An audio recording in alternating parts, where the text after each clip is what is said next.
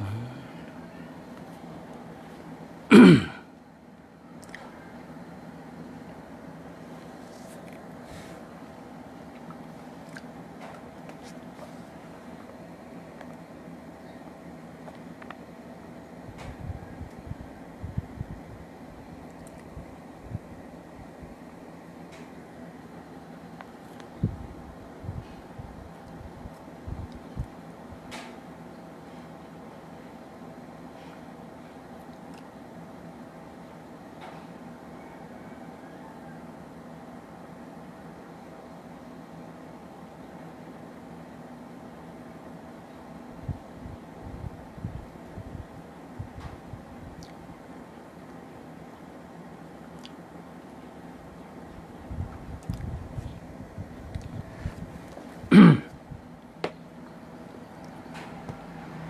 าสงค่าพ่อแม่พี่น้องเขา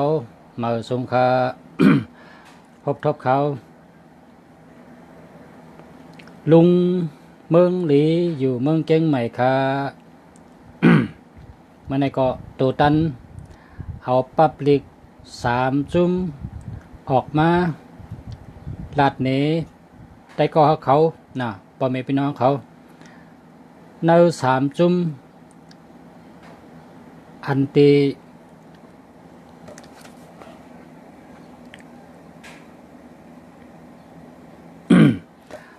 จุ่มใน ลัดอันข้อความตีมีพรหลีมีอาโจไล่ปัญญาไล่ตั้งหู้ไล่ตั้งลักแหลมกูไปปดได้ลัดลองกล้าลองขายลองหาเงินหาคำลองผายมากมีในก็เป็นมหาปิวหะเป็นนิปิวหะตั้ง2 อันค่ะมหาปิวหะอันว่านั้นการหลงวางแผนไว้ข้าวยาวการหลงอันใหญ่นั่นเปิ้นห้องว่ามหาปิวหะนี่ปิวหาวางทำเป็นลายอันโหลเฮ็ดโหลสร้างกำเหลวยามเหลวโลเฮ็ดดูตัวเหลวกำเหลวนั่นห้องว่านี่ปิวหะไล่ตั้ง2 ลายนะเพราะว่าเหตุการณ์ป้ายมักมีเดี๋ยวเจอไล่ข้าวยาวเดี๋ยวเจอไล่ข้าวป๊อดให้มันไล่กำเหลวเนี่ยใน3 จุ่มสอนไว้ว่าพอเฮากะตั้งเนี่ยพอเฮากะตั้งพอเฮาหญ้าหมาเห่าจอมตั้งเฮาก็เอามาหินซึ่งหมาขึ้นนะหมาเห่าเฮาก็เอามาหินซึ่ง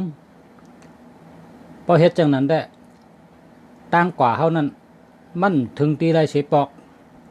นะมันถึงตีไรพอเฮากว่าตั้งหญ้าหมาเห่าจอมตั้งเฮากลุ่มเก็บมาเห็นซึ่งมาก็ได้ตั้งกว่าเฮาก็ถึงตีไรนะครับว่ามันปองว่าเฮาตีเหตุการณ์สังก็เย้า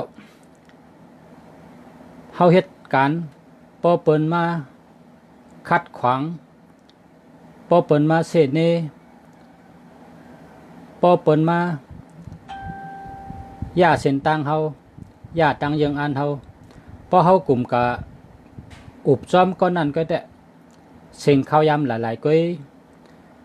นาการเฮาก็ได้ห้ามหลายก้อยอักขิงเฮาก็ได้เซ็งหลายๆก้อยตังยังอันเฮาตีเฮาตีกว่าก็นานถึงอำนั้นก็อำถึงนะอำถึงเย้าพอเฮากลุ่มกวางจอมเปิ้นเมาจอมเปิ้นหยองจอมเปิ้นใครว่าจังนั้นค่ะเขาเอาโกนไปตั้งหญ้าหมาเฮากลุ่มเก็บมาเห็นทึมมาก้อยเพราะฉะนั้นเฮากว่าตั้งใดก็ฮอดตีไรเนี่ยเปิ้นเอาเฮ็ดตีแตกมันก้อยเปิ้นเอาเฮ็ดตีแตกมันก้อยมันก็ป้องว่า เฮาในเหตุการณ์สังก็เย้าเปิ้นใครว่าคือว่าพอเฮายังอันแต่เฮ็ดสังไหนก็เฮาโหลเฮ็ดอันเฮาโหลเฮ็ดนั่นก้อยภายใครรัดจังหือรัดอันนั้นมันเป็นการเปิ้นอันนั้นมันเป็นใจเปิ้นอันนั้นมันเป็นซบเปิ้น ซบเปิ้นอ่ะเปิ้นใครรัดจังก็รัดใจเปิ้นอ่ะเปิ้นใครวนจังก็วนตั้งเฮ็ดเปิ้นอ่ะเปิ้นเฮ็ดจังก็เฮ็ดมันเป็นการเปิ้นกำใน ตัวเจ้าเก่านะช่ำหรือเลยเปิงตัวเจ้าเก่าตัวเจ้าเก่าหรือเลยเปิงขึ้นตัวเจ้าเก่าตัวเจ้าเก่านี่ก็พอเขาเตะเฮ็ดสังพอมีข้าวยามพอมีตื้อตังพอมีอาโจพอเขาหันว่ามีพรดีเนี่ยเขาหลูแทบตัดใจว่าเฮ็ดกำเหลียวเอากำเหลียวนะลงมือกำเหลียวอันนั้นอ่ะ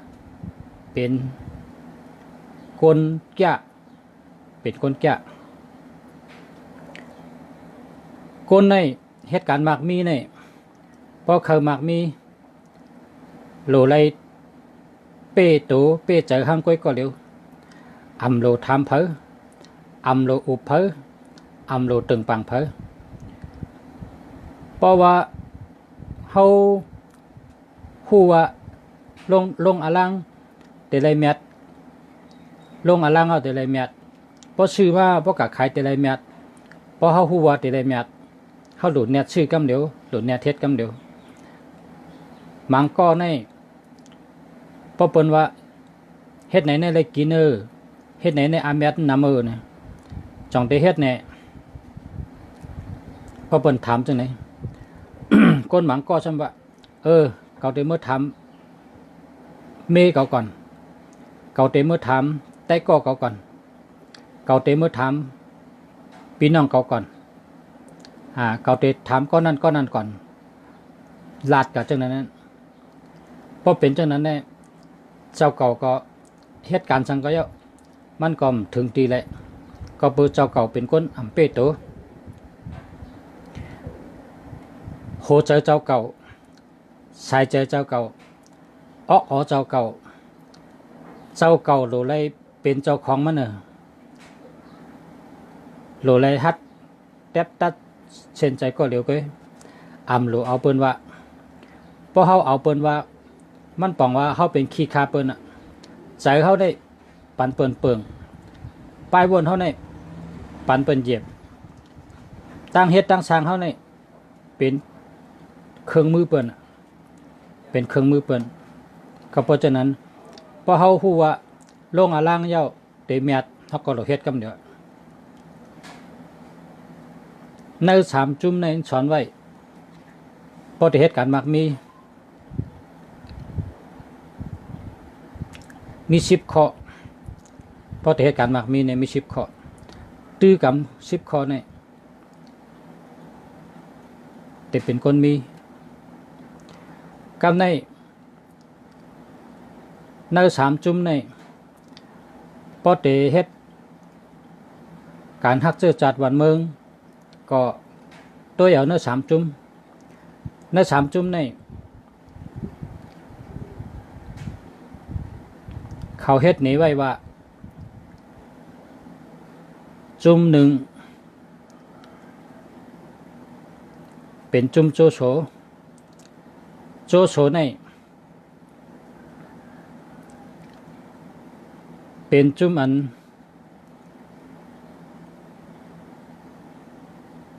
อำปอลัดน้ำก็กะเพราะวนว่าหลุไรเฮ็ดเอาไหนเขาห้องปังกุมเลิกขาก้นกัดแขนผายตึกตั้งผายมีปุ่นหูตีเกอร์กุมมาแตบตัดเฮ็ดกว่ากำเดียวอันในเป็นลายเจอซึกตูซึกเฮ็ดช่างลายอาโจงน้ำมีพรดีน้ำเหตุการณ์ก็อ่องก็กะก้นอ่ำเกียกมันก็มีอันนี้เป็นลายหนึ่งเป็นลายหนึ่งเป็นลายโจโฉเขายิบมาลายที่2เป็นลายเล่าปีนี่เป็นลายเอาโหใจก้นเมืองเป็นลายเอาน้ำใจก้นเมืองหักก้นเมืองจอยหรือก้นเมืองอ่ำเป็ดพอมีก้นเมือง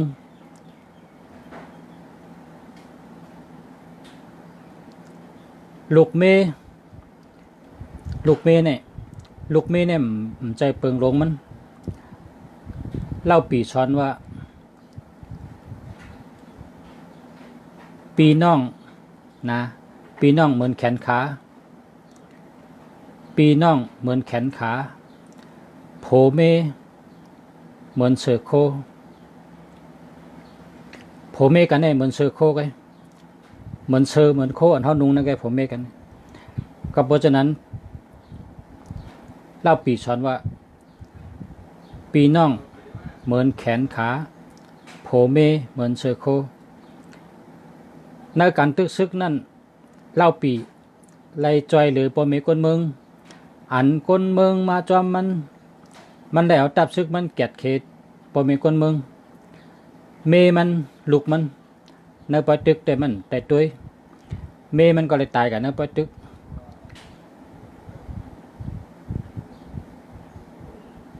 ลูกมันก็มันตันตัวก็กลายมีคนซึกมันก็เอามากขึ้นอันนี้ไล่ใจก้นเมืองไล่ใจก้นเมืองพอรัดแทงคอหนึ่งก็บอกว่าสร้างบารมีนะสร้างบารมีเฮอเปิ้นมีเมตตาบารมีเนื้อเขาไล่เล่าปีนี้กาเป็นลูกอ่อนก้นหลงกาเป็นมียิงก้นใจ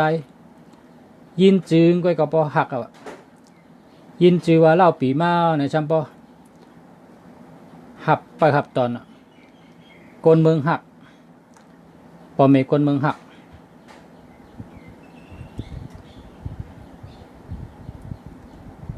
กำในเขาก็จุ่มเขาก็ไล่น้ำใจก้นเมืองเขาก็กว่าเอาก้นเมืองอันมีน้ำกัดมาเป็นตีเกื้อกลุ่มเขาไล่กุฏิก็เปิดว่าก้นเมืองหักเขาอันนี้ไล่หัวใจก้นเมืองไล่เราปีนี่ไล่หัวใจก้นเมืองหักก้นเมืองกำแถมก้นเมืองซอยแถมอันนี้เป็นจุ่มที่สองนะจุ่มที่หนึ่งนี่เป็นจุ่มโจโฉอันนี้ได้ไล่โตอำไล่เจอนะไล่โตก็อำไล่เจอซ้ำไปว่าก้นซึกมัน อันก็อยู่จำมันนั่นอยู่จำมันเสร็จก็มีโตก็อยู่จำโหเจอเนี่ยอะไรก็อยู่จำโจโฉก็เบอร์โจโฉเนี่ยมันเป็นน้ำใจก้นซึกมันพอรัดลองเมตตาบารมีก็เพราะฉะนั้นแหละเหมือนจะหนังก้นกัดก้นแขนผู้เกื้อกลุ่มอันมีชื่อว่าจีซีนั่นเมื่ออยู่จอมเล่าปีนี่เป็นผู้วางแผนเป็นผู้ป้องกันซึกกำเดียว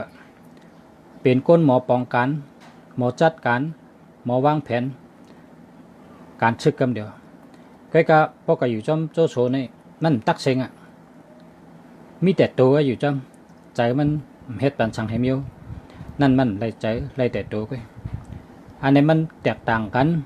ตีเปิงกันเป็นอย่างนั้นในสามจุ่มกับในเข้ามาตัวจุ่มที่สามจุ่มที่สามนี่เป็นจุ่มชุนกลจุ่มชุนกลนี่เป็นลูกเจ้าลูกขุนคือเจ้าคือขุนสี่ปานสี่ปานกับ10กันมันนั่งปองเป็นจอมปองซึกปองตายกะลูกก็ขึ้นเป็นจอมปองซึกลูกตายกะลูกใจขึ้นเป็นจอมปองซึกทั้งลูกใจตายกะลูกใจขึ้นเป็นจอมปองซึกทั้งเขาสืบกันมา4ปานจุมซุนกลเขาอยู่ที่กลางต่างอยู่จับเมืองไต้เขาในคำเดียวพอมาตัวจุ่มในซ้ำเป็นจุ่ม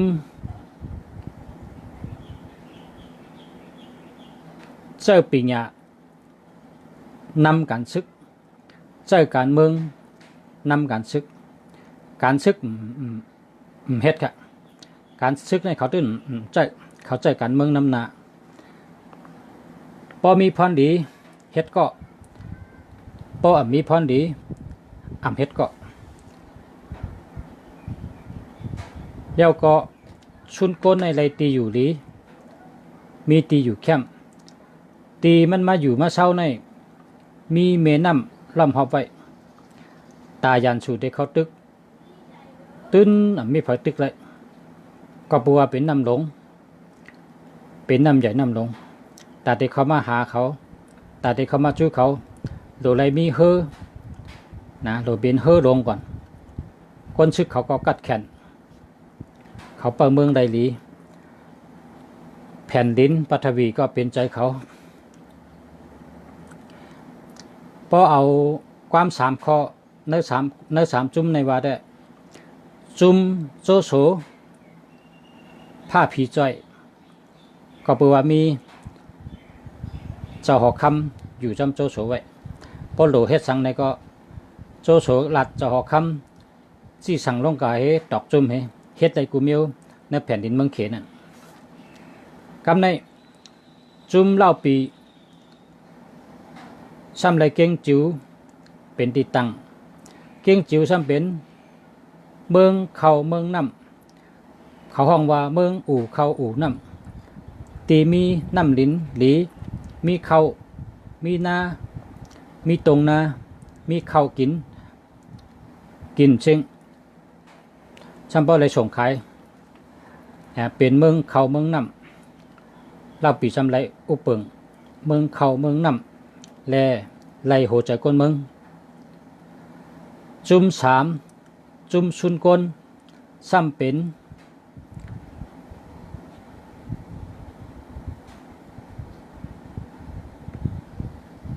ตีตังตับลีให้เปิ้นตีตังเงางุนดีเลยเปิ้นตีตังไว้ลุ่มป้องกันซึกเขาแคมเลยเปิ้นก็แปลว่าเป็นกุนกลางน้ำล้อมหอบไว้ตาเปิ้นเตมาตึกเขามันมีเผามาตึกเลยอยู่กับจังไหนและเขาตึกกัน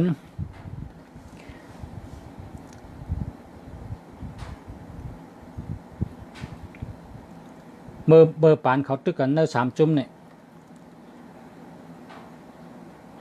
เผาเลยก็เป้เผาเลยเผาเลยก็เป้เผาเลยเฮ็ดช่างแรตึกกันเนี่ยในสามจุ่มเขาก็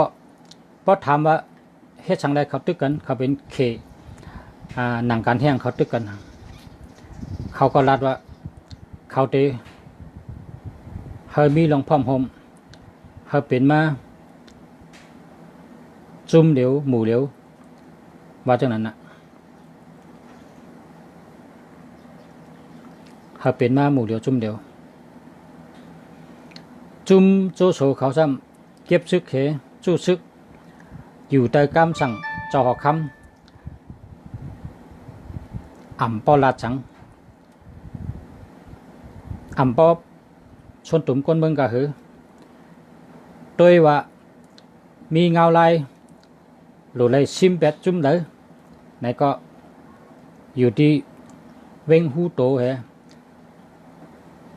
ป้องกันซึกเหรอว่าตึกเส้นไงอ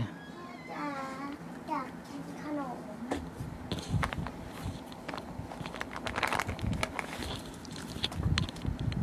ขอบคุณค่ะ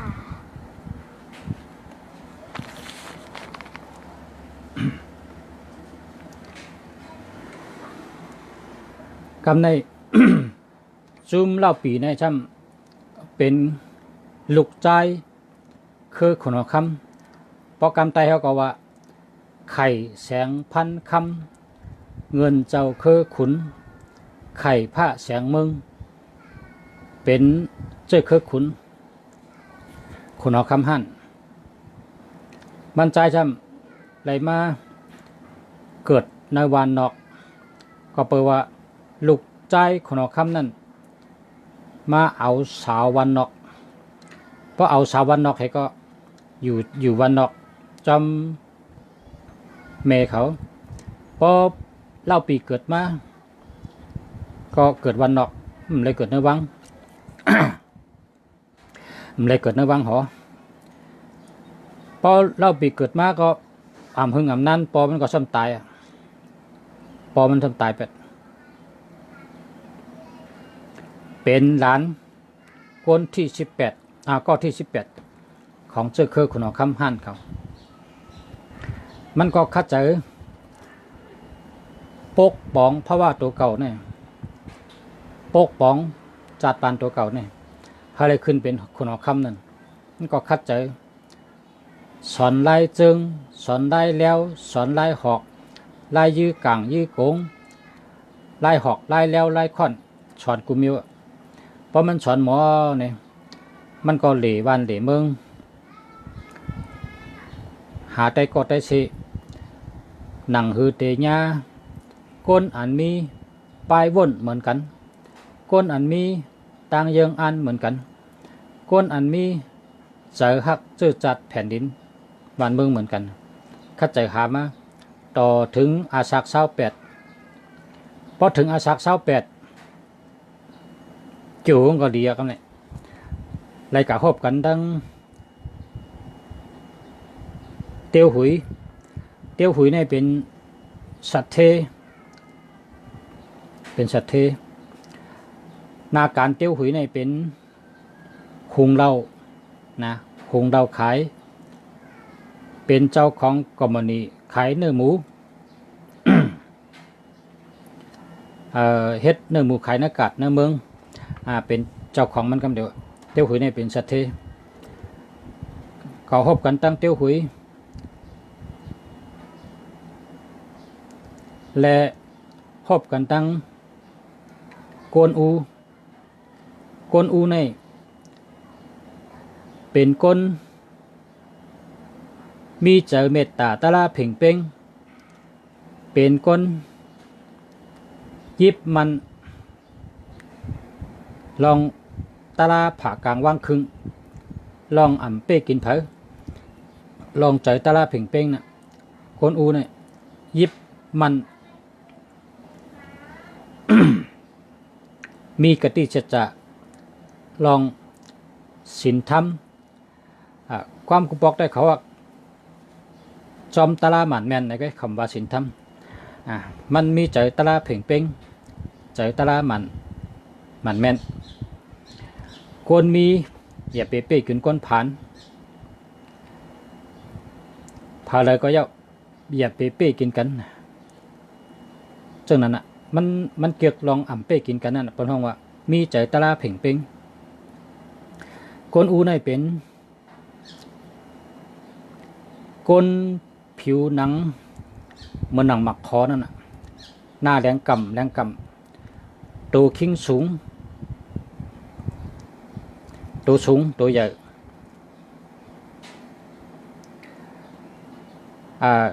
คนอูในหอกนั่นหอกอันมันยิบนั่นหอกยาวเนี่ย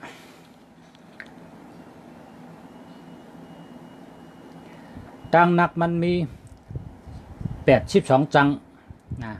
82จังปนนับเป็นจ้อยเมืองเขาก็18จ้อย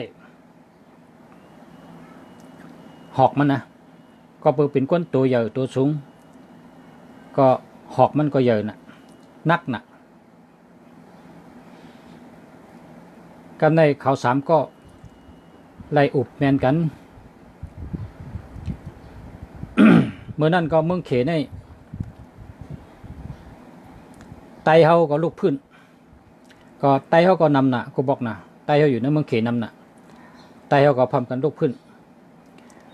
เขต่อเขเขาก็ลูกพื้นกันตึกกันพันกันโกนเมืองไล่เป็นเหมือนหนังความเบิ่นว่าควายต่อกันเตนาแล้วควายต่อกันเตนาลูคนเมืองก็เลยคำจับมันไล่คำลองขี่เน็กเด็กเต็งอาถรรมาเก็บกินย้อนกินคนเมืองก็หากินเล่งต้องหยับเปลือตัดกินบ่หยับซ้ำไรต้องไรทำหลายหมู่หลายจุ้ม ปอย้อนปันก็ปันป้อมปันซ้ำหิมเอาหลายเอากับหลายๆจะไหนเนอะกับปันเหมือนนั้นมันสุกซักอ่ะนั่นมึงเขข่าวสามก็จังอุบกันว่าวันเบิ่งเมื่อเดี๋ยวนี้คนมีตังหูคนมีน้ำกัดคนมีปัญญาเขาหิมกันขึ้นเป็นขุนศึกหิมกันขึ้นเป็นเจ้าศึกหิมกันเฮ็ดเจ้าเฮ็ดขุนเก็บกินพ่อแม่คนเมืองเก็บกินค้านกินย้อนกินพ่อแม่คนเมืองกับปานจังไหนใน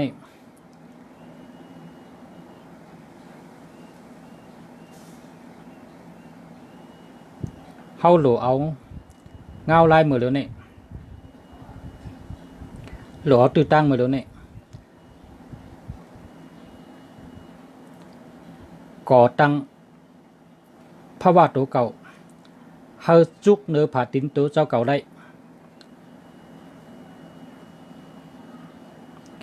เฮาโหลมีตั้งแก่นแข็ง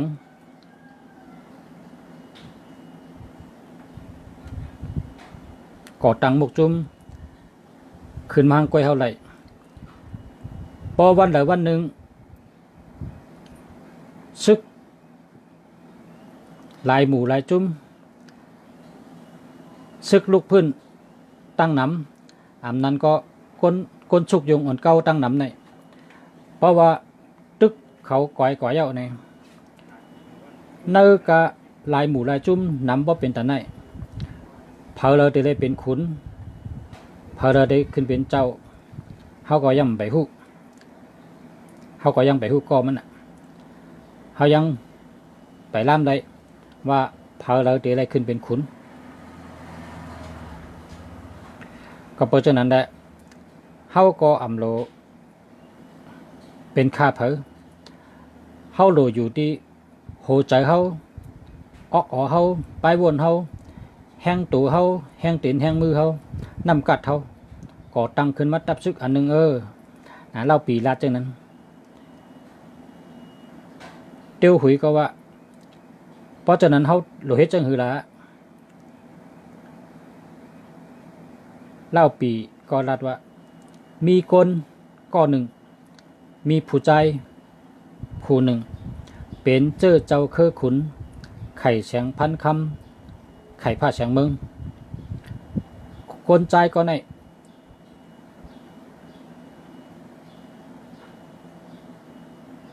คัดเจอตาเตกอบกู้เจ้าจัดวันเมืองตาเตขึ้นชิมเอาแผ่นดินวันเมืองตาเตตึกเป็ดยันชูใช่ได้ตั้งโตขึ้นมาขึ้นเป็นเจ้ามันคัดใจมาก้อยกะอ่ำเป็นมาได้ก็เปิดว่า อ่ำมีลองเตรียมทนเตียวหุยชำรัดว่าคำหูกล้ามันจะรัดในคำหูคำเข้าใจคำป่องใจคาในนาการคาในคาหูแหมหมูขายเนื้อกัดหุงเราขายเลี้ยงหมูแหมหมูขายกันในแก่คาหูใครเฮ็ดจังหือรัดในคาแจงแรงแลให้คาเลยป่องใจข้ามหูเงาไล่ข้ามหูวะตื้อตังข้ามหูที่ป่องมันนะเตียวหุยในเป็นคนวันดอกแต่เป็นสัตเทเล่าปีก็ลาดว่าญาณก็มีอยู่ปิญญาก็มีอยู่ปลายวนก็มีอยู่นี่ไงพอป่องกำไตเขาก็ใครว่าเช่นนั้นนะญาณปิญญามีตังยังอ่านก็มีน่าใจก็เอ็นอ่านมาถึงก้อยกะขาดเงินป้อมมีเงินได้จังตังตับซึกไรป้อมมีเงินได้จังตังตับซึกไรเตียวหุยก็แหนนาขึ้นภาคโขดีใจดีข้อบาลัดว่า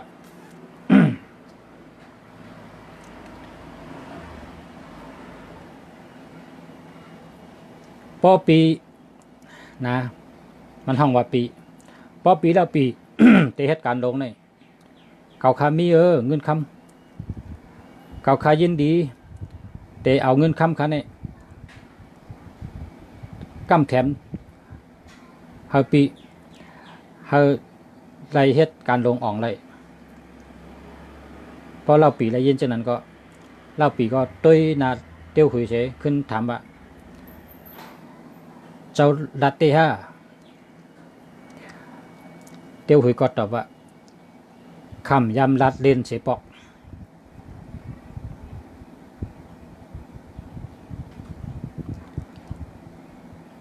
กำในก็เบิกขาดสองก็ได้หลอกกอกเล่ากันหวังว่าไล่ใจกันแต่เด็กก่อสร้างตั้งตับขึ้นมานั่นน่ะเนาะตับซึกอันใหม่อันหนึ่งเพราะเราปีก็ตึกคุกจะได้กวนอูในเป็นก้นเสกช่องเสกฉะเป็นก้นสีช่างสีเสาตัวคิงเหยื่อชุงเป็นก้นหางงานหน้าตาแดงกำมันเอามาขอหนวดยาว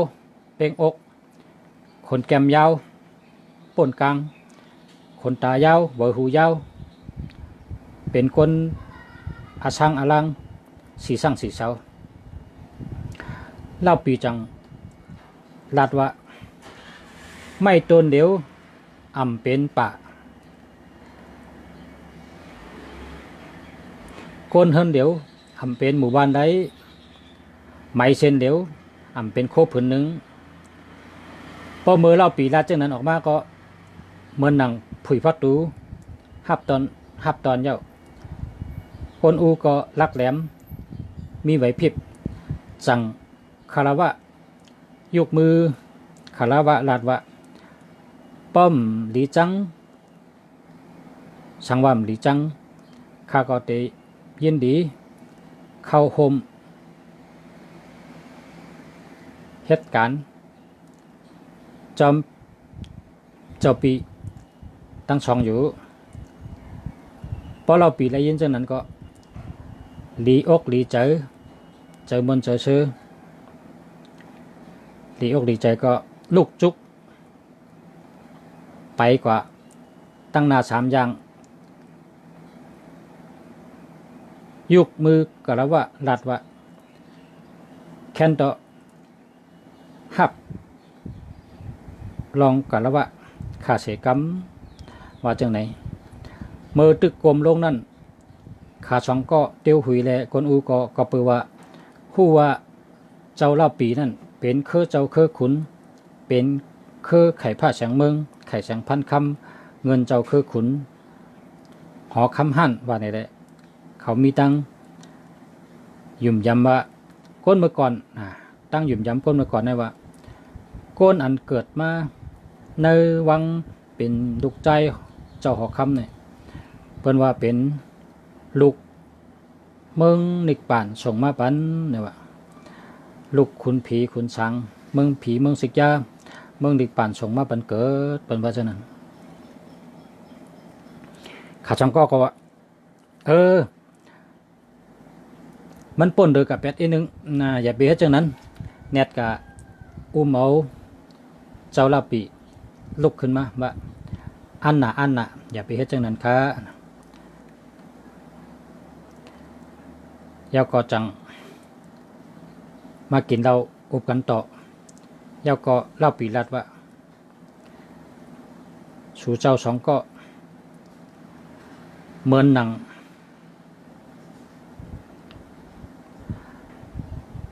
เอากองมาปั่นก้นเปิดยามอันอยู่ไว้ตีนายามตีนาปอมยามตีนาไผ่เหมือนหนังว่าพอเขาลัดเคอตึกซึกในก็ตีนาซึกนั่นมีคนเอากองมาปั่นขอความในปังว่าจังนั้นมันปังว่าเตียวหุยก้นอูเอากองยืนปั่นก้นเปิดยามอันเปิดตีปอมยามนาไผ่นั่นน่ะนาไผ่นายามนั่นเนาะเหมือนหนังเจ้าเล่าปีมีตังยังอ่านมาค ข้าวตั้ง28ปีนั่นก็มื้อนี้เป็นวันที่ไล่ฮบไต้ก็มีเจอเหมือนกันมีตังเยิงอันเหมือนกันมีเจอฮักเจอเคอเหมือนกันมีเจอฮัดหันเหมือนกันก็เพราะฉะนั้นเขาถามก็จังว่าเพราะฉะนั้นเจ้าเล่าปีลาดว่าข้าในเป็นคนก่อเหลวเกิดมาปอก็ตายข้าใครย้อนเป็นปีเป็นน้องกับขายย้อนเป็นปีเป็นน้องจอมสู่สองก็เพราะสองคือสองก็อ่ำดีจังก็ขายย้อนเป็นพี่น้องอะไรเป็นพี่น้องกันเตียวหุยก็ว่าข้าหันดีจอมคนอูวอหันดีจอม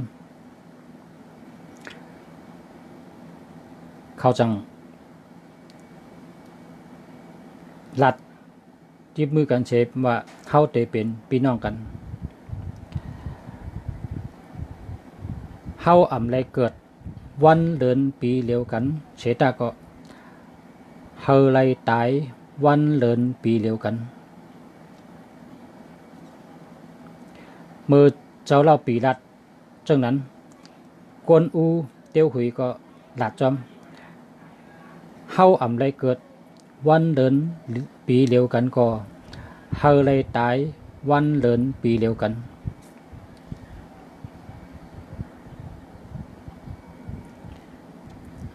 ไม่เป็นข้อมันแก่นเขาพี่น้องลาดว่าเฮาอ่ำเลยเกิดวันเดือนปีเดียวกันก็เฮาเลยตายวันเดือนปีเดียวกันเขาหักกันเห็นนั้นเฮเขาจังก็เบอร์เล่าปีอายุเยอะอายุ28นะเป็นปีเยอะคนอูอาศัก26เป็น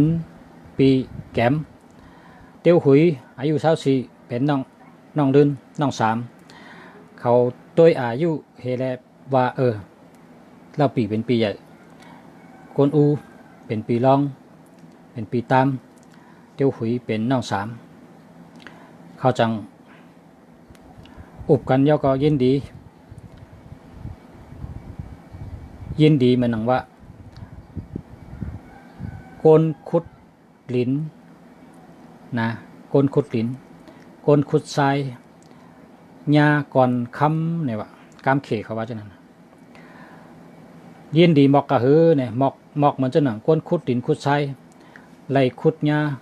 ก่อนคำเนี่ยต้องขุดที่ป๋องก้นกับขุดลิ้นก้นกับขุดทรายเนี่ยปอยาคำเป็นก้อนใหญ่ก้อนดงเนี่ยปองว่าดีใจนั่นน่ะเนาะดีใจเตะๆมันจะหือดัดแทงลองดีใจได้มัน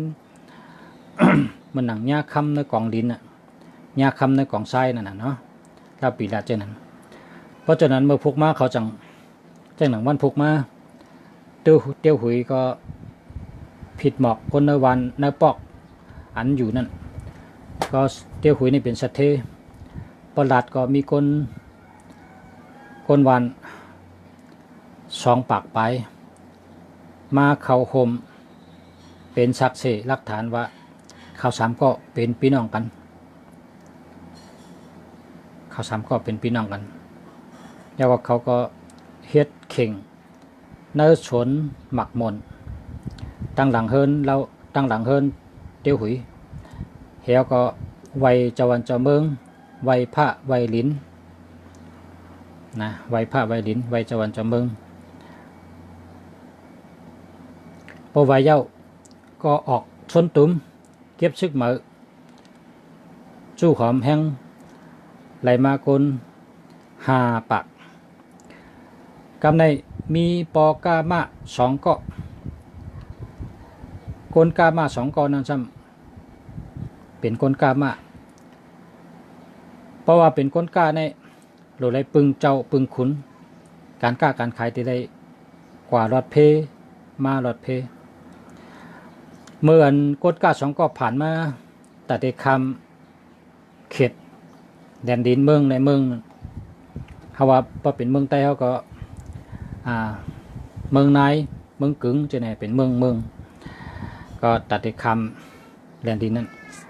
เล่าปีสำหรับว่า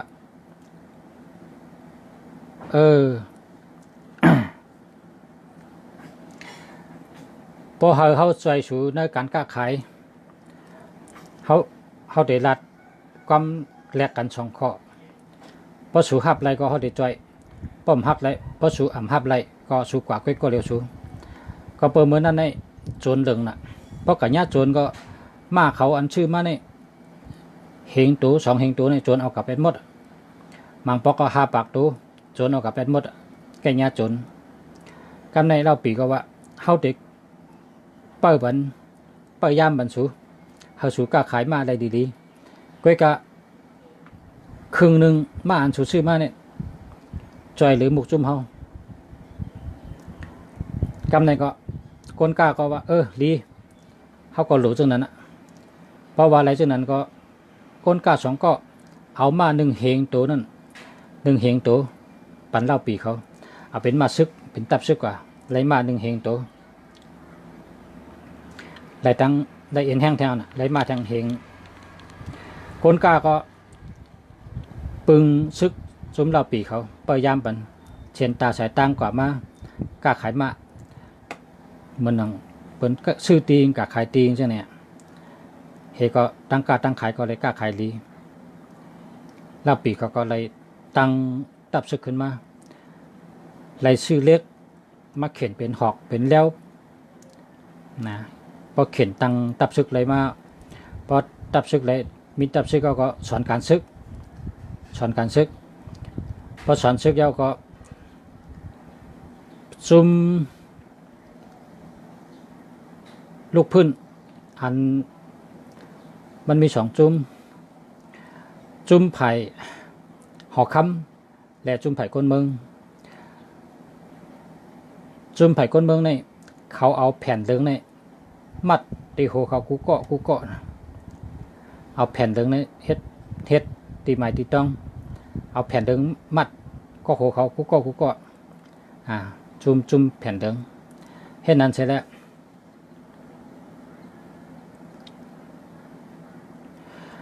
ตึกกันพันกันพอตึกกันพันกันเขาตึกกันพันกัน30 ปลายปอกปองนะปอยตึกปางตึกน่ะปอกปอง30 ปลายก็จุ่มอันเอาแผ่นถึงมัดก็โหนั่นตายดังน้ำเจิมตายก็ไปเสื้อปลายมันรอดก็ย่ายอบเฮ็ดฉะนั้นเล่าปีก็ไล่เข้าโฮมจอมตับซึกไผ่คนอคำตึกจุ่มแผ่นเหลืองเป๊กว่าก็เลยตั้งขึ้นมาต่อถึงเล่าปีชำปออะไรขึ้นเป็นคนหอกคำนะเล่าปีไล่ขึ้นเป็นคนหอกคำเมื่ออายุ60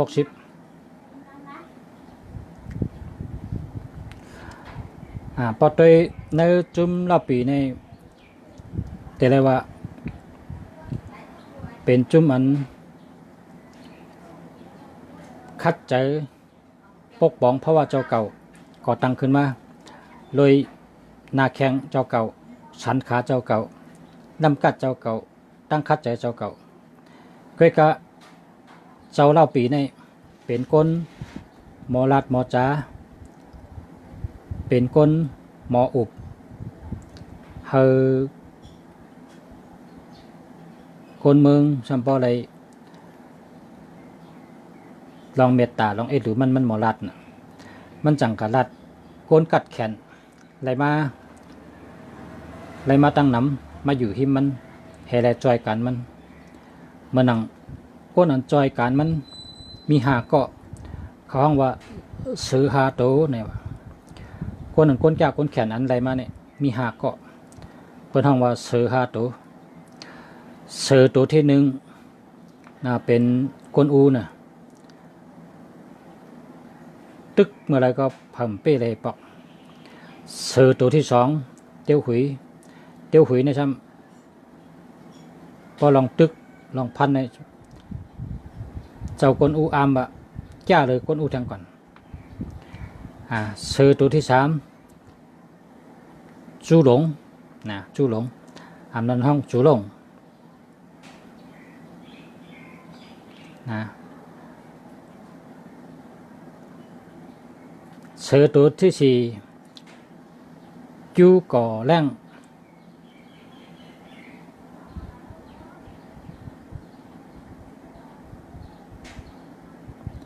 อำนั้นก็อาจารย์ของเป่งนะเสือตัวที่5มะเขียวนะมะเขียวในมีคนเจ้าคืออันอยู่ในเมืองเขกำน้ำยกยองว่าเป็นเทพเจ้านะเทพเจ้าฟังว่าเป็นเจ้าขุนผีในก่อนเมื่อว่ามาเฉียวในเป็นคนหางลีเจอลีแล้วก็หัดหันมีปางตึกบอกหนึ่งพันกัน3 ปากบอกพันกัน3 ปากบอกเปิ้นเป้มันได้ในห้องลองจะมาเขียวในจ้านนะอันนั้นเป็นคนหางดีเป็นคนรักเป็นคนหัดฐานเป็นคนแก่เนาะแล้วก็จูหลงอันนั้นก็จูหลงเนี่ยเป็นคนเฮ็ดจอมความสั่งเจ้าเล่าปีเต็มทนจอยเลยลูกใจเจ้าเล่าปีผ่าเนวงล้อมซึกเป็นหมื่นเป็นแสนตึกพันมือสมพเป็นเลือดมดหอกสมพเป็นเลือดมดเอาลูกใจเจ้าเล่าปีหลอดป่นออกไรในปางตึกหลง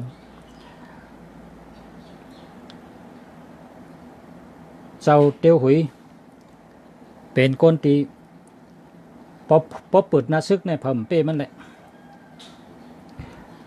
เข้ากับเปิดนาซึกมีเท่าเกเงางานเนี่ยเป็นคนแก่พายันสุก็เปิดเตียวหุยในเป็นคนกะเป็นคนสัตเทมันมีปลายบนลองปาริเยมายาตาติเป้ยันสูในมันหมอบนป๊อบกว่าหลอกเขายันสูจะล้ำยันสูมามันก็กะลายันสูเขาจะล้ำเพราะยันสูไปมากะย้อนตึกเพราะยันสูฮับตึกมันก็มาเฮ็ดแทงเมียวเฮ็ดจึงปุ่งว่าเมาเหล้านอนเอาเหล้าโหดจอมตูงเหม็นชึงนอนก็ในพายันสูใช่ปะมาเหลียวในเมาแล้วมันเหตุการณ์แล้วว่านอนหัวมันลุกแล้วเมาแล้วมันเฮ็ดไปดิเยยันสูก็ออกมาจูมันพอยันสูออกมาไหนมันก็ปลอมตัวเฮ็ดก้อนหนึ่งเหมือนมันเต้ๆเนี่ยใส่หน้าใส่หนวดเหมือนมันตัวมันซ้ำปลอมเป็นคนชึกโยโย่เหี่ยวก็เปิ้งยับเอาคนหน้ายันสูนั่นชอบเปิ้งยับไรตัวลิบอันนี้ก็เป็นบุญเป็นบารมีเจ้าเล่าปีเรียกว่าเจ้าเล่าปีเนี่ยมีบุญมีบารมีเจอคนเจอหือก็ยับเปิ้นฮักเปิ้นเอาโหเจอเนี่ยอาบปันเจ้าเล่าปีทั้งหมดทั้งวันทั้งเมืองเปิ้นว่า3 จุ่มเนี่ยเจ้าโจโฉผ้าผีหมอบปันชูเจ้าเล่าปี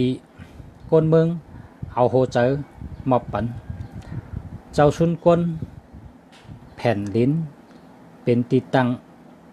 แผ่นลิ้นตีตังตับผ้าผ่านผีโปงปัน ไล่ตีหลีเนี่ยว่าเขาไล่เหมือนกันนะไล่เหมือนกันก็เปิดตีอยู่ลีน่ะชุนก้นเนี่ยนะนำหอบไปนะเราปีชาบันเป็นก้นหมอลาดหมอจ้าหมออบช่วยแหลมช่วยหรือก้นเมืองช่วยแถมก้นเมืองหักก้นเมืองก็ไล่ใจก้นเมืองในก้นเมืองหักไล่โหใจก้นเมืองมีตั้งนำครับมันได้ก็อุกันมันนำเพราะว่าพ่อแม่พี่น้องเขาตัวตันได้สั่งมาอะไรเขาเพราะสั่งมาขาดส่งบันดังไปชนีเป็นติ๊กใต้เขาค่ะนะขาดส่งบันเป็นติ๊กใต้เขาค่ะมี5 ปั๊บค่ะเนี่ย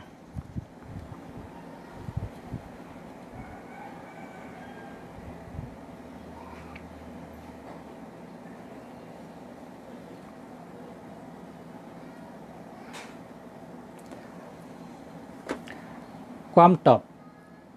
ข้อ 1อ่าน3 จุ้ม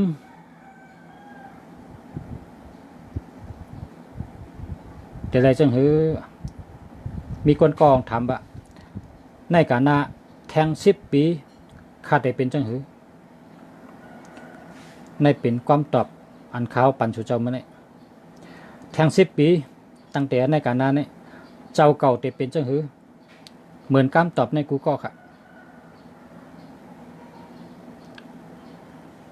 เพราะว่าสู่เจ้าเหตุการณ์เป็นลูกน้องเปิ้นนะอยู่จอมโปเล่งสูแทง10 ปีก็ตีอยู่อันตั้งสูนั้นเพราะว่าโปเล่งสูในมีลูกน้องหลายก็ลูกน้องนำก็อันอยู่อันตั้งสูนั้น10 ปีนั้นเมื่อเดียวนี้เขาเป็นหือพอแทง10 ปีเจ้าเก่าก็เตเหมือนก็ในเตเหมือนก้อนนั่นวันเหมือนในเป็นความตอบก้นกูก็ค่ะเป็นจนไหนค่ะเพราะว่าสู่เจ้าอ่ำใจลูกน้องเปิ้นเพราะสู่เจ้าอ่ำเป็นตะเป้เปิ้นเพราะสู่เจ้าอ่ำเป็นคาจังคนเหตุการณ์เปิ้นเพราะสู่เจ้าเป็นคนหลอดแล้วหากินทางกล้วยได้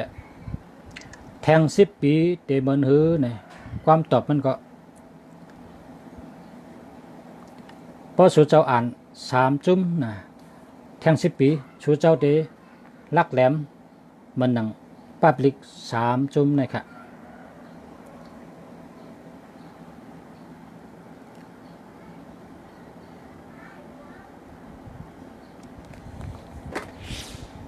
ในเป็น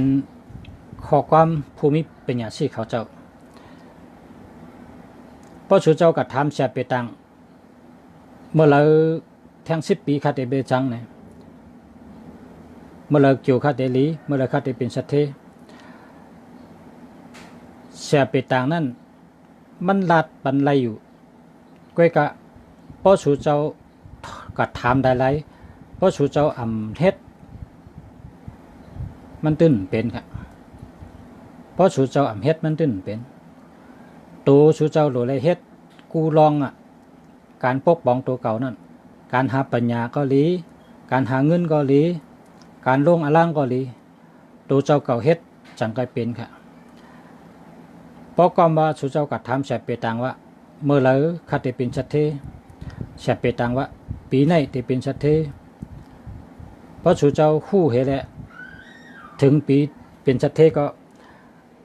มีตั้งคัดเจอนาการทำเฮ็ดเหมือนเก่าไงสู่เก่าก็ขึ้นเหมือนเก่าไงได้เป็นคำตอบเพราะว่าแทง10 ปีคาดได้เป็นทั้งนะแทง10 ปีคาดได้เป็นทั้งเพราะสู่เจ้าชื่อ3 จุ่มไว้ที่นั่นอ่านกูวันอ่านกูวันอ่านกูวันอ่าน3 เปลี่ยนอ่าน7 เปลี่ยนอ่าน9 เปลี่ยนอ่าน10 เปลี่ยนแทง10 ปีเนี่ยสู่เจ้าเป็นยอดก้นเป็นยอดก้นเหนือก้นก็มีก้นเหนือผ้าก็มีผ้าเพออย่าไปรัดว่าเกาแก้เลยเปิ้นเกาหู้เลยเปิ้นเนี่ยเพออย่าไปรัดละเฮาแก้มือในเฮาเท่าลูกอ่อนนั้นเกิดมาใหญ่มาเนี่ยเด็กแก้หรือเฮาแทงวันตั้งหน้า เปิ้นว่าเหนือผ้ามีผ้าเหนือก้นก็มีก้นยอดก้นก็มียอดก้นแทงเหนือผ้าก็มีผ้าแทงนะความไตว่าลอยลูกในสูงอันสูงหรือลอยลูกในก็มีแทงในก็เป็นเมื่อหนังกล้ามมันขาดเนี่ยเขาอย่าไปว่าเขาพูดแล้วเขาแก่แล้วเขาอย่าไปว่าเปิ้นแก่หรือเขาตีมีมาแทงเขาอย่าไปอยู่เป็นก้นดงเพราะเขาอยู่เป็นก้นดงเนี่ยตั้งหูเขาเต็มโตเขาดูได้อยู่เหมือนลูกอ่อนเนี่ยหาตั้งหูกวนเขาเป็นก้นจังหึกอาศักกะคือก็เขาดูอยู่เหมือนลูกอ่อนตั้งหูเขาเตะไรติ๊กเพราะเขาอยู่เหมือนก้นดงเนี่ยตั้งหูเขาทำไรแทงแล้วเปิ้นก็หัดมาสอนเขาแล้วก็เพราะฉะนั้นเขาดูอยู่เหมือนลูกอ่อนเขาเตะไรตั้งหูนำขึ้นกูวัน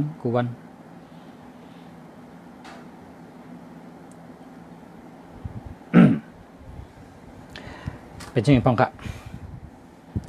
ก็เปิดมาในตันก็อุบกันข้าวยาวอินเนาะนั่นก็พอมีพี่น้องเขาพาใครอ่านด้วยนี่ก็สั่งมากค่ะนะ3 จุ่มค่ะ3 จุ่ม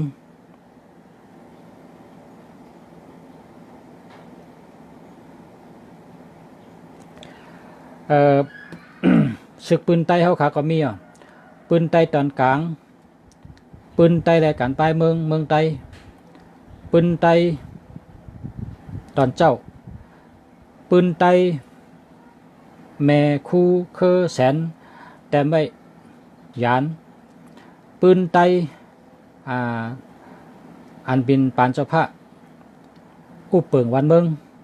เช่นไหนก็มีค่ะปืนไต้กูเคอนะครับเพราะใครปืนไต้ก็สั่งมาเลยค่ะเพราะว่าใครอ่านปืนไต้ในก็เลยใครอ่านปืน3 จุ่มในก็เลยเขาโหลดได้อ่านพอเขาอ่านดึกนำใน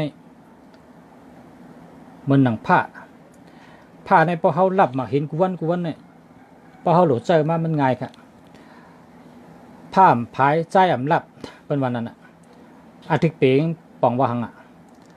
ผ้าพายใจอ่ำหลับพอเขาบ้วนสั่งเขาสั่งว่าในคืนนั้นเนี่ยผ้าในเหมือนมันไรหลับมาเห็นเองถึงเนี่ยมันจะปิญญาซี่ก้นมีปิญญากูปอกลาดไว้กล้ามเขาในมันป่องว่าผ้าพายใจหลับก้นใจในโลหะปิญญาเขามีตั้งหูน้ำก้นยิงก็โลหะอยู่ก็แปลว่ากับปานวันเมืองไม่รู้เรียกลายนางยิงและก้นใจเปิ่นก็ไว้เป็นกันอาสังเป็นกันจันเป็นกันนางยิงกัดลายเจิงเล่นซึกเมืองเป้ง่ายนะนางยิงกัดการเมืองเป้ซึกเลิงหมื่นล้านเป้ซึกเลิง10,000 ล้านเมื่อเนื้อ3 จุ่มนี่ก็มีตอนหนึ่งค่ะมีตอนหนึ่งเอามียิงเฮ็ดเป็นปริเยมายาตาติดแหมตายไปเจ้าซึกก้อนหนึ่งเจ้าซึกก็ได้ยิบซึกไว้200,000เพราะเด็กเขาตึกนี่มันง่ายก็เพราะฉะนั้นแหละเอานางยิงเฮ็ดยื้อเอานางยิงเฮ็ดยื้อเฮและจำซึกก็นี่ก็ไล่ตายกับในมือนางยิงนั่นนางยิงเนี่ยแก่นางยิงเนี่ยเป็นแม่กลนะเป็นแม่ของคนเขาแล้วก่อนนางยิงเนี่ยเป็นอันอ่อนอันมีเมตตาพออยู่จำก็มีเมตตาพออยู่จำก็มีตั้งเกี่ยวใจซื่อใจเพราะว่านางยิงหมอปัญญาเพราะว่านางยิงหมอหลีกไล่เพราะว่านางยิงหมอการเมืองนางยิงผู้สึกปืนฮักเจอจัดบ้านเมืองมีตั้งลักแหลมแลดเซลว่องไวป้อไหนจึงแล้วในกาไข่ผายมันเป่งปลายลิ้นนางยิงค่ะหอกในกาไข่ผายมันเป่งปลายลิ้นนางยิงหมักกองกาไข่ผายมันก็เป่งปลายหมักกองกาไข่ผายมันเป๊ะปลายลิ้นนางยิงค่ะเพราะฉะนั้นนางยิงในหลียุกยอง เตะๆค่ะคนใจเนี่ยพอหันมียิ่งในก้านกว่าครึ่งหนึ่งเพราะว่าลอยเนี่ยก็ปากนะเพราะปากเนี่ยพอนางยิงเข้ามาในเขาว่าสมบอกชุ่มกับ50นะแต่50ในพวกอ่อนเปาะอ่อนแป้งกับน่าใจเนี่ยก็แปลว่ามันเป็นทัดใจอ่ะคนใจเขาเนี่ยเพราะเอามียิงเขาจูเนี่ยมันเหมือนหนังขี้พึ่งหญ้าไผ่น่ะเนาะทัดใจคนใจในครึ่งสมบอกก้านไม่ยิงกับคำเดียวคือแทงครึ่งก็นางยิงก็เอาลิ้นเขานั่นเฮ็ดเป็นหนักๆเขานางยิงเขาในห้องกามเขาว่าเหือลิ้นเฮาในภายหรือหอกสูลิ้นเฮาในภายหรือเลี้ยวสูลิ้นเฮาในภายหรือหมอกกองสูเพราะปิ่นกามไตบนวันนั้นน่ะมันเป็นกามเขะนะอันคาถอดมาได้เป็นกามเขะแต่ว่าคำมาปิ่นเป็นกามไตนะเป็นห้องความมีความหมายแอบแผงอยู่ในความเป็นวันนั้นเนื้อกามมันบาดจังนั้นกามไตก็มีคองน้ำพึงตาคมแล้วเนื้อแควเสียบปลายหอกนะกามไตก็มีอยู่แต่ว่ากามไตเนี่ยเป็นกามกับถูกแต่กามเขเอาออกมาเป็นข้อความห้องเหี่ยวกาจอมมันหลีหักนะแต่ป้องปิ่นกามไตเขาก็ถือว่าฉะนั้นลิ้นขาในพายหรือหอกสูลิ้นขาในพายหรือเลี้ยวสูลิ้นขาในพายหรือหมากองสูลิ้นขาปัดตัดข้อสูอ่ำตันหูโตก็เปิดมันพายหนาเป็นความเขเหี่ยวห้องความไปนะจังว่าพวกกินข้าวปังกินเด้งในหมู่เขานั่นนางยิงมาห้องความนั่นเฮาสติถ่อมกูคอกูกำน่ะอธิเปยอยู่ในความนั่นน่ะ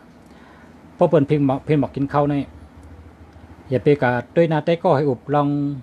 กล้าขายลองสุนโตลองการงานนะให้ชูเจ้าไว้สติถ่อมคอความอันเปิ้นมาห้องนั่นน่ะ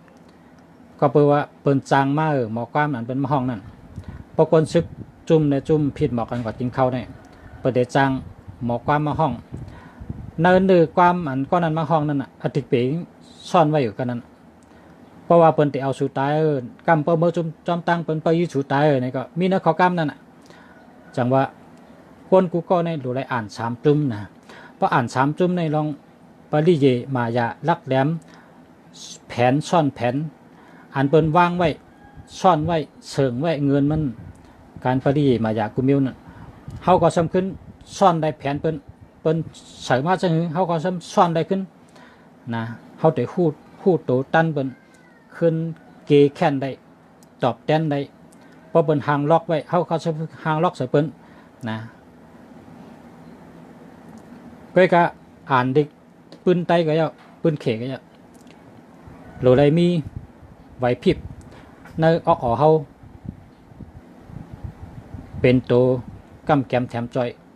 อย่าไปจอมเปิงอันเปิ้นเฮ็ดไว้เพราะจอมอันเปิ้นเฮ็ดไว้เปิ้นฮู้เฮาฮู้เปิ้นเฮาก็บ่ตั้งกินเปิ้น